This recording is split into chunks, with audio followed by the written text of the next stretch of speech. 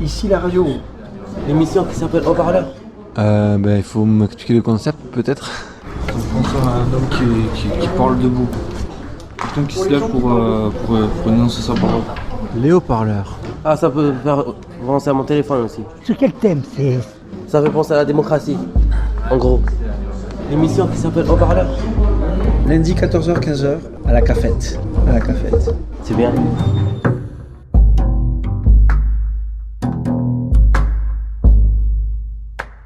Je m'appelle Endurant. Alors, je m'appelle Luis Mariano. Christophe. Moi, c'est Joe, on m'appelle Joe.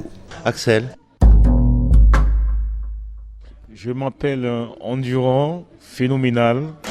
Je suis humoriste, artiste, chanteur, compositeur et journaliste aussi. Je suis venu avec un texte qui parle de mon pays. C'est une chanson, mais en texte. Parfois, je me demande, est-ce que notre pays, la Centrafrique, est encore avec nous? Tu vois que des étrangers, tu trouves que des étrangers qui ont tout dans ce pays.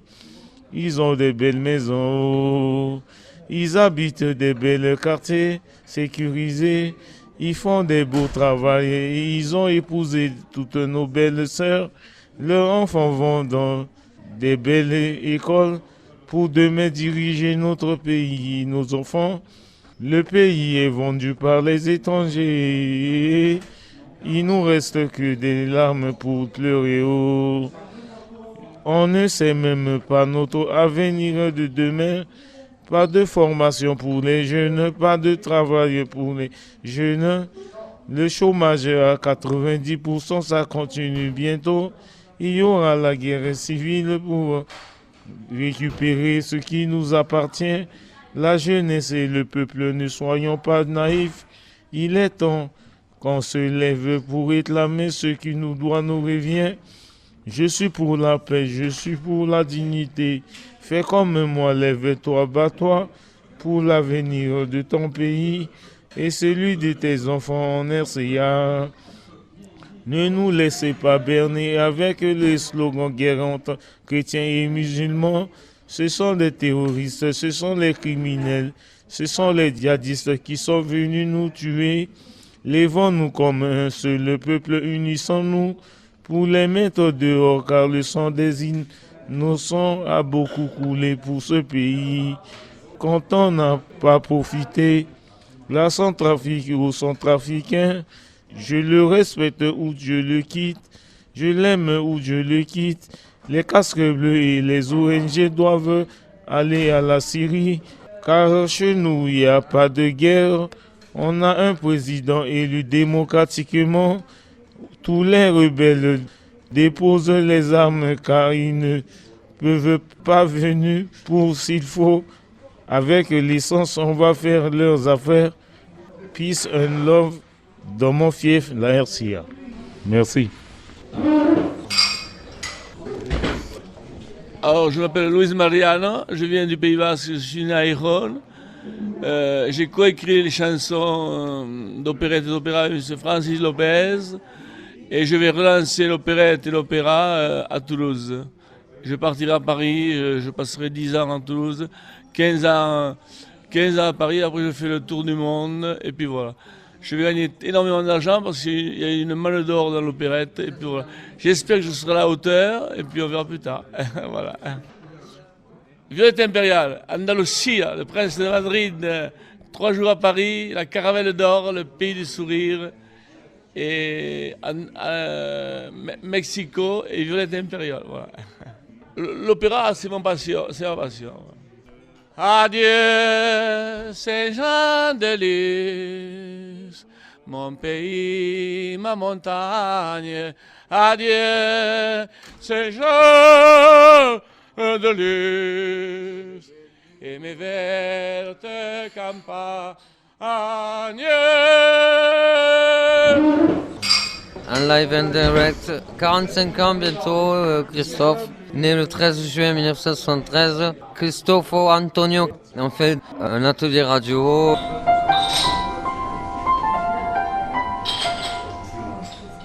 Moi, je trouve que M. Macron devrait enlever les impôts sur les petites économies. La petite économie, c'est l'artisanat. Je trouve que les ouvriers de 1,1% ne devraient pas être augmentés de 1,1%. C'est une honte vergogne. 1%, 1,1%. C'est presque rien, M. Macron. C'est presque rien. Il faudrait passer à un autre pourcentage d'augmentation chaque année. Il faut réunir les trois couches sociales, en fait. Il faut qu'elles se... Vous voyez ce que je veux dire? Parce que des fois, avant, le pauvre recevait le riche à manger. Un bon cassoulet, tout. Vous voyez, c'était incroyable. Voilà. Vous êtes ici depuis longtemps? Je suis ici depuis 3 jours. Voilà. Je suis manouche. Je trouve pas la quiétude, en fait, en moi. Mais je vais me mettre à lire un petit peu. Rimbaud, Baudelaire. La vitesse dans laquelle j'ai vécu m'a pris tout, quoi. Et là, je recommence à zéro. Je repars dans une seconde chance. Je ne suis pas dans le passé, je suis dans le présent qui a reculé. Je suis content d'avoir parlé avec vous, je suis content. Alors oui, par contre, les oiseaux chantent mes chansons. J'ai quelques jours à passer encore ici, puis au travail. Il faut que je me sorte le doigt de... Enfin bon, je ne le dirai pas. Je ne le dirai pas. Mais il va falloir que je sois aidé. Ici la radio. L'émission qui s'appelle Haut-Parleur. Lundi 14h, 15h à la cafette. C'est bien. Moi, c'est Joe, on m'appelle Joe. On m'appelle Joe. Comment tu t'appelles? Endurant. T'es endurant comme le dromadaire. Je suis endurant. Endurant comme le dromadaire. Oui. Voilà. Je Moi tombe, aussi, je suis endurant comme le je dromadaire. tombe, je me relève. J'ai beaucoup connu des bas et des hauts dans ma vie. Des hauts hauts ou des hauts un peu bas? Des hauts. J'ai tout connu dans ma vie. Qui sont hauts et il y a des hauts qui sont bas, bien qu'ils sont tous hauts. Je reste debout. Donc quand tu es debout, tu tombes pas. Tu n'es pas par terre. Je tombe sur un seul pied. Quand je mets les 2 pieds, c'est pour faire prière. La prière. Parce que j'aime beaucoup Dieu. Et tu le vois comment ton Dieu, une personne, quelqu'un ou comment tu le vois ton Dieu, toi? Je le vois Non, attendez. Je le vois omniprésent. Hein? Omniprésent. Omniprésent. Ça veut dire qu'il est partout. Il est partout, mais Il est comme de l'air. si toi tu devais m'expliquer, moi qui connais pas Dieu, comment tu me l'aurais expliqué? Parce que apparemment c'est quelqu'un qui est là-haut au ciel et qui joue de nous, quoi, qui connaît des marionnettes. Il est plus beau que Papa Noël. Beauté, c'est physique, tu veux dire, ou il a un corps, des mains, il a une tête, un visage. Il n'a pas un corps. Qu'est-ce qu'il est alors? Il est ce qu'il est. Ça ne m'avance pas. Je crois à quelque chose qu'il y a derrière tout ça. Parce qu'un jour, on n'est pas venu, cette atmosphère, c'est l'environnement, les gens qui l'habitent, les êtres vivants. Voilà quoi, ces cycles de vie, le temps, il y a forcément quelque chose derrière ou quelqu'un. Mais si lui, il croit à quelqu'un, Non, je crois que Dieu est alors la que parole. pour moi, c'est tout ça, tout ce qui existe qui fait qu'il est un. Dieu est parole. Dieu est parole. Les animaux qui ne parlent pas, donc ils ne font pas partie de Dieu. Il ne faut pas partir de Dieu, c'est Dieu qui les a créés. Je crois que Dieu est puissance. Agnostique, on appelle ça. Ah, je suis agnostique. Alors là, c'est la cafétéria, voilà, de l'hôpital Gérard Marchand. D'accord, les haut-parleurs, ok. C'est la radio. Radio, heureux de vous accueillir ici. Axel, en fait je voulais savoir ce que vous étiez venu faire ici, si vous faisiez une enquête ou si seulement vous récupériez des qu'on appelle ça, des personnes, des paroles de personnes qui vivent ici, qui disent par exemple quelle est leur souffrance ou des trucs comme ça, quoi. Non, vous êtes là pourquoi, en fait? Chanter la paix dans le monde, mais pour parler des souffrances aussi, tu peux en parler. Alors en fait, moi ce que je trouve un peu anormal, quand on a une souffrance, c'est qu'on est écouté sur nos problèmes de ce qui nous font souffrir. Pas grandement, quoi, pas beaucoup, on n'est pas beaucoup écouté. Par exemple, quand on est en crise, on se sent pas bien. Au lieu de parler avec nous et d'essayer de nous calmer, de nous expliquer que c'est peut-être l'idée qu'on a qui est mauvaise et que c'est une paranoïa ou un truc comme ça, ou tout, qu'on a besoin d'être soigné, on nous prend par la force quand on ne veut pas, quand on n'arrive pas à bien s'expliquer et qu'on s'énerve, on nous prend par la force et on nous amène à l'hôpital marchand, midi militari, avec les pompiers et les policiers. Je pense pas qu'on soit des criminels. Surtout que moi, personnellement, en tant que personne moi-même, je ne suis pas dangereux. Je ne suis même pas dangereux pour les autres, mais je me suis retrouvé enfermé ici à l'hôpital suite à une forte dépression et une paranoïa. Je savais que j'étais malade et que j'étais pas bien, mais j'ai pas aimé la façon dont ça s'est déroulé et je l'ai vécu comme une souffrance. Et comment ça s'est déroulé? Est-ce que tu veux nous raconter?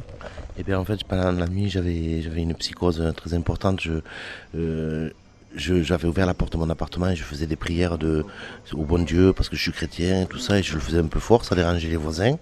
Et les flics sont passés une première fois dans la nuit à 2h du matin me dire de fermer la porte et de ne pas continuer. Et comme je n'étais pas capable de me gérer parce que j'étais pas très bien du tout, j'avais besoin d'appeler à l'aide et j'avais pas de téléphone et je pouvais téléphoner à personne. Et je me suis encore enfermé encore plus dans la solitude et dans la paranoïa. Et le lendemain à 8h, il y avait des flics qui étaient devant chez moi avec les pompiers, ils venaient me chercher pour m'emmener à l'hôpital marchand, ou bien d'abord à Purpan, parce que j'étais en souffrance. Seulement c'est la façon dont ils m'ont embarqué, parce que j'avais tellement de souffrance que j'arrivais pas à parler aux gens qui étaient là et qui étaient là pour m'aider, mais je n'arrivais pas à faire la différence.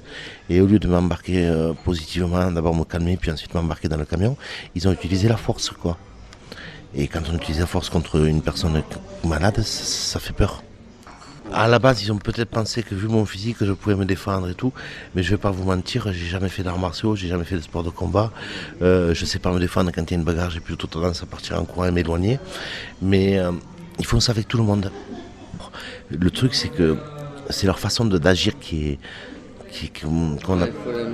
Alors quand on a l'habitude, maintenant, quand ça se passe comme ça, on se laisse embarquer. On répond même plus. Mais une personne qui n'a pas l'habitude, que c'est la première fois qu'on la traite comme ça, elle n'est pas bien, elle en développe une psychose ou une paranoïa et tout ça, elle flippe grave, elle se dit c'est qui m'a embarqué, pourquoi je suis là, surtout quand on parle de la psychiatrie à Purpan. La psychiatrie à Purpan, ça fait peur. Hein. Comment s'est passé l'accueil à l'hôpital? À l'hôpital, ils ont été humains, ils ont été plus humains que les policiers et que les infirmiers qui sont venus me chercher. Ils ont été à mon attention. Bon, certes, on ne peut pas être avec tout le monde pareil parce qu'il y a beaucoup de monde à gérer. On ne peut pas toujours donner son attention à une personne en particulier. Et par la suite, je suis arrivé ici. Et puis, comme ici, j'ai développé une paranoïa par rapport à ma famille. Ma mère qui était décédée, entre guillemets, je pensais qu'elle était morte alors que c'était pas vrai. Ou bien qu'elle avait été assassinée, quelqu'un l'avait remplacée. J'avais fait toutes sortes de psychoses bizarres. On m'a envoyé dans une UMD. Et en UMD, j'ai pu me stabiliser. Et là, je suis revenu de l'UMD il y a 3 semaines. Et je me sens bien, je me sens très bien. Et là, ils me proposent un suivi avec l'hôpital. Seulement, je ne sais pas si ça ne va pas me faire comme ça m'a fait pour la Cotorep. Parce qu'en fait, quand on touche la Cotorep, on a tendance à devenir fainéant. Je ne sais pas si vous comprenez. Parce qu'en travaillant dans un CAT ou dans un travail normal, dans la ville, n'importe où, que ce soit, dans n'importe quel travail, si on n'a pas de diplôme, on touche le SMIC. Et la Cotorep est équivalente au SMIC.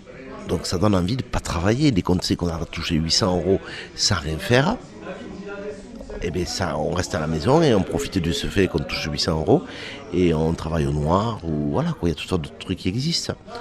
Mais voilà, moi je ne sais pas si ça va me convenir, le travail qu'ils vont me proposer dans les ESAT qu'ils veulent m'envoyer, un ESAT, un établissement de service de travail. Ils vont m'envoyer dans un endroit comme ça, je ne sais pas si ça va me convenir, mais que ça me convienne ou non, de toute façon j'ai plus tellement le choix. Parce que le docteur m'a dit que si je ne suivais pas le cursus de ce qu'ils m'ont proposé, je finirais en pavillon de suite, ça veut dire interné à Via-Marchand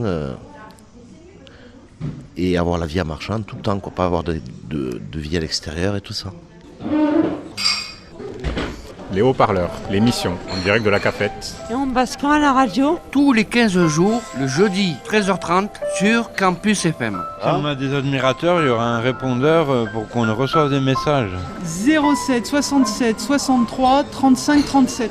Entretenir des relations entre patients, c'est pas vraiment ce qu'il y a de plus bénéfique. Je pense que l'ouverture à l'extérieur est plus importante, plus nécessaire pour retrouver une vie normale. Donc pourquoi pas des messages venant de l'extérieur, oui. Alors c'est 07 67 63 35 37. Les haut-parleurs, l'émission en direct de la cafette de l'hôpital Marchand. Le répondeur. Bonjour, je m'appelle Elisabeth et j'espère que vous allez bien. Merci. Samedi 9 juillet, Fête de la musique. que venez nombreux. Fiesta de la musica. 9 juin, fête de la musique, 14h à l'hôpital Gérard Marchand. Vamos a bailar para la fiesta. 9 de junio, fiesta de la música en el Hospital Marchand, vengan todos, 14 horas. 9 juin, Fête de la musique. que vos oreilles s'éveillent. Ici la radio. L'émission qui s'appelle Haut-Parleur. Lundi 14h-15h à la cafette. Centre hospitalier Gérard Marchand. C'est bien.